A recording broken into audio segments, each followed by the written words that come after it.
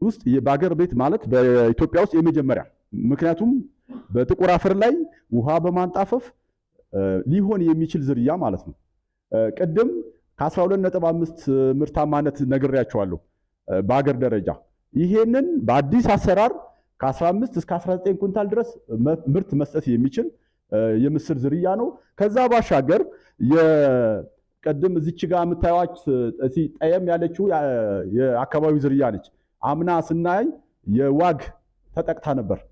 ይሄ ከጎን ያለ የምታዩት ዝርያ የኛ በአጋጣሚ ምንም አይነት የዋግ ችግርም አልነበረበትም እና ከዚህ ጋርም ተያይዞ በሽታ የመቋቋም አቅም እንዳለው ማየት ተችሏል ማለት ነው። የዋግ በሽታን ማለት ነው እና ይህ ዝርያ ከ2400 እስከ 2800 ባሉ አካባቢዎች ወሬሉ፣ ለገሄዳ፣ ጃማ ሰርተናል። ስራውን በቀጥታ እነዋሬም ሰርተናል። ሰሜን ሸዋ ላይ ከነሱ የአፈር ጋር ከነሱ አካባቢ ጋር ተመሳሳይ የሆኑ እንደ ዳውንት ዋድላ እንደዚሁ 66% የጥቁር አፈር አካባቢ እንዳለ ይታወቃል። ለእንደነዚህ አይነት አካባቢዎች ከ2400 እስከ 2800 ባለባት አካባቢ ተስማሚ እንደሆነ ማየት ተችሏል ማለት ነው። እንግዲህ መነሻችንን ቅድም ለመጥቀስ ሞክሬያለሁ። በዚህ መልክ መደብ እናዘጋጃለን። መደብ ስናዘጋጅ ግን የዝናብ በጣም ውሃው ከምትን ከማለቱ ቀደም ብለን ነው እንትን የምናደርገውና ሜትር ከ20 በ40 አድርገን ነው ይሄን መደብ ያዘጋጀ ነውና ሜትር ከ20ው መደቡ እኛ የምንዘራበት ነው፣ 40ው ደግሞ ውሃ የሚፋሰስበት ማለት ነው። እና በዚህ መንገድ እንትን አደረግን።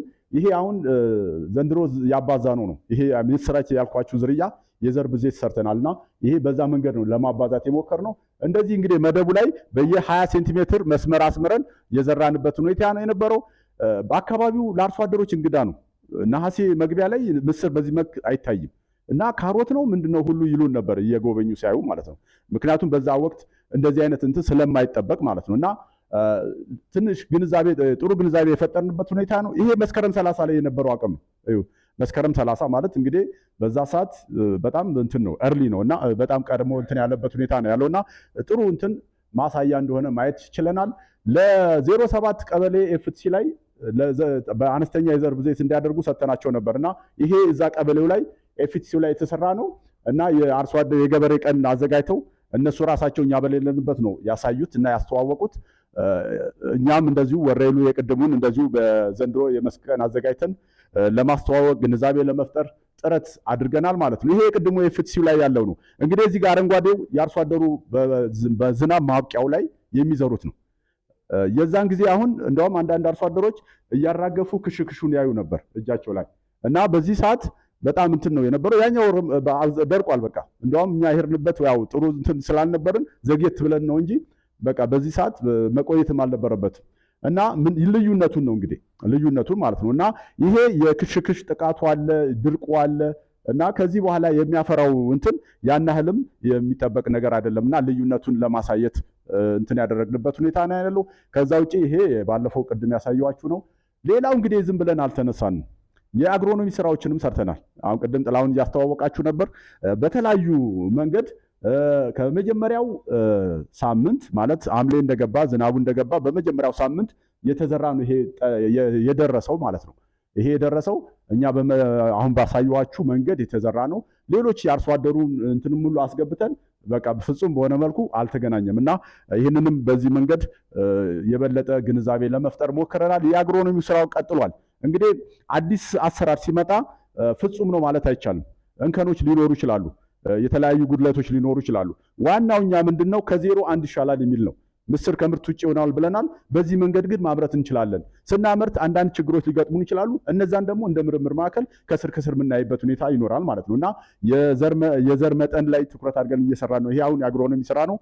የማዳበሪያ አጠቃቀማችንን የትኛው የተሻለ ሊሆን ይችላል የሚለውን ለማጠናከር ሙከራ ተደርጓል ማለት ነው። ቀደም እዚህ ጋር አሳይቻችኋለሁ። የዋግ ችግር አለበት። እንግዲህ ከስሪንቃ ግብርና ምርምር የሚወጡ ሁሉም ዝርያዎች ለአርሶ አደሩ ማድረስ ከባድ ነው፣ ከዘር አቅርቦትም ከተለያዩ። ስለዚህ የአርሶ አደሩንም ዝርያ ያለበትን ድክመት በማሻሻል ማምረት የሚችልበትንም ነገር ከስር እናያለን እና እዚህ ጋር እንዳያሳየዋችሁ የዋግ ችግር አለበት የአርሶ አደሩ ዝርያ እዚህ ከጎን ሙሉ ለሙሉ ተመቶ ነበር በባለፈው ዓመት። ስለዚህ በሱ ዝርያ እንደዚሁ ዋግን እንትን መሰረት ያደረጉ የተለያዩ ስራዎች እየሰራን ነው። ተጨማሪ ማለት ነው ከኛ ዝርያ ባሻገር የአርሶ አደሩን ዝርያ የሚያግዝ የአዝርዕት ጥበቃ ስራዎችንም ይዘን እየሰራን እንደሆነ ለማሳየት ያህል ነው። እንግዲህ ዋናው እንትን ምንድነው ቀደም ጠቅሼላችኋለሁ 120 በ40 በነገራችን ላይ እኛ ዘግይተን ነው። ጅሩ ሰሜን ሸዋ ቀድመው ሄደዋል በዚህ አሰራር እና ለሽምብራም ይጠቀማሉ ለምስርም ይጠቀማሉ እና 120 በ40 ሴንቲሜትር መደብ እናዘጋጃለን። 80 ኪሎ ግራም ዘር ነው የምንጠቀመው በሄክታር በዛ የሚል አስተያየት አለ። ነገር ግን ያለውንም የውሃውንም ሁሉንም ነገር ተቋቁሞ በደንብ ከበሽታ ነፃ ሆኖ የሚመረትበት ሁኔታ ነው ያለው። 100 ኪሎ ግራም ዳፕ ጥቁሩን ማዳበሪያ እነዚሁ እንጠቀማለን። አመታዊ የክረምት ዝናብ በገባ በመጀመሪያው ሳምንት ነው እንግዲህ ይህን ስራዎች የምንሰራው። በጣም ውሃ መጨቅየት የለበትም። አሁን የነጥላውንም ውጤት ያንን ነው መሰረት ያደረገው እና ይህንን ጠብቀን ምስርን በተሻለ ደረጃ ወደ ምርት መመለስ እንችላለን የሚል ነው እንግዲህ ዋናው ፖይንት ሀሳብ ማለት ነው። ይሄ ብቻ አይደለም። ይሄ ፕሮጀክት ለእኛ ተመራማሪዎችም መልካም አጋጣሚ ፈጥሯል። አሁን ቅድም ጠቅሼላችኋለሁ የኢትዮጵያ ውስጥ ብቻ የተገኘ የምስር ቫይረስ በሽታ ተገኝቷል እና ፕሮጀክቱም እሱን መሰረት ያደረገ ነው። ይሄ ቫይረስ የሚተላለፈው በምንድን ነው? በክሽክሽ ነው። የክሽክሹ ደግሞ በአብዛኛው ወደ በልግ አብቃይ የምስር አብቃይ አካባቢዎች ላይ የበለጠ ይሆናል። ምክንያቱም ዝናብ ፍሰቱ ደካማ ነው፣ ድርቅ አለ። እንደዚህ አይነት አሁን የጥቁር አፈሩ ላይም በማብቂያው ላይ አርሶ አደሮች ሲዘሩ ዝናቡ መስከረም ብልጭ እንዳለ ይጠፋል። ያኔ ያው ክሽክሹ በጣም ይፈላል። ያን ብቻ አይደለም፣ መሬቱ ይሰነጠቃል። ጥቁር አፈር እንደምታውቁት የራሱ የሆነ ሽፋን ስለማይኖረው ቁመቱ አጫጭር ስለሚሆን በዛው ስሩ የሚደርቅበት ሁኔታ አለና ዘርፈ ብዙ ችግር አለበት እና ይህንን የመለየትም አጋጣሚና ጥሩ ልምድም የያዝንበት ሁኔታ ነው ያለው። እንግዲህ የበልጉ ላይ የበለጠ ችግሩ የበለጠ ይታያል እና የተለያዩ የቅኝት ስራዎችን ለመስራት ሞክረናል። የመለየት ስራዎችን እንደዚሁ ከፌዴራሉ ጋር በመሆን ስራዎችን የሰራንበት ሁኔታ ነው ያለው። ይሄ ክሽክሹ ምን ያህል ችግር እንደሆነ ለማሳየት ነው። ይሄ ነው እንግዲህ የተለየው የምስር የቫይረስ እንትን ምልክቱ። ይሄንን ከብሔራዊ ምርምር ማዕከላት ጋር በመሆን ትልቅ ስራ ተሰርቷል። ይሄ እንደምታዩ ሳምፕሉን ልከን በላቦራቶሪ የማረጋገጥ ስራዎች ተሰርተዋል። ከዚህ ባሻገር ግን የበልግ ምስር በቃ ብዙ ትኩረት ያልተሰጠውን የሚገርማችሁ ለጋምቦ ላይ እስከ 7000 ሄክታር ድረስ የበልግ ምስር አለ። ይሄ በአጋጣሚ የደሴ ዙሪያ ነው። ደሴ ዙሪያ ላይ ጥሩ እንትን አለው እና ግን በምርምርም አላገዝነውም፣ ብዙ ትኩረት አላደረግንበትም። ይሄ በእርግጥ ለምርምሩ ምንድነው የሚያስቸግረው? የበልግ ዝናብ መቼ ይምጣ መቼ ይውጣ የሚለው ነገር በጣም የተለያየ ነው በየአመቱ። አርሶ አደሩ በደረቁ ይዘራና በሚዘንብበት ሰዓት በቅሎ የሚያመርትበት ሁኔታ ነው ያለው እና ይህን ላይ ትኩረት አድርገን መስራት እንዳለብን ነው የታዘብነው በዚህ ሂደት ማለት ነው። ይሄ እንደምታዩት ነው። በጣም ከ3 ዓመት በፊት የተነሳ ነው። ደሴ ዙሪያ ላይ ነው። ጥሩ እንትን እንደነበረው ማየት ተችሏል። ስለዚህ በቀጣይ ልንሰራቸው ያሰብናቸው ምንድነው የሚለውን ከዚህ ፕሮጀክት ጋር ተያይዞ ይሄ ፕሮጀክት እንግዲህ 1 ዓመት ቀሪ ዘመን አለው። በዚህ ምን እንስራ የሚለውን እኛ እንደ ስሪንቃ ግብርና ምርምር ምንድነው አሁን እንግዲህ ከዘር ብዜት የዘር አቅርቦቱ ብዙ ጊዜ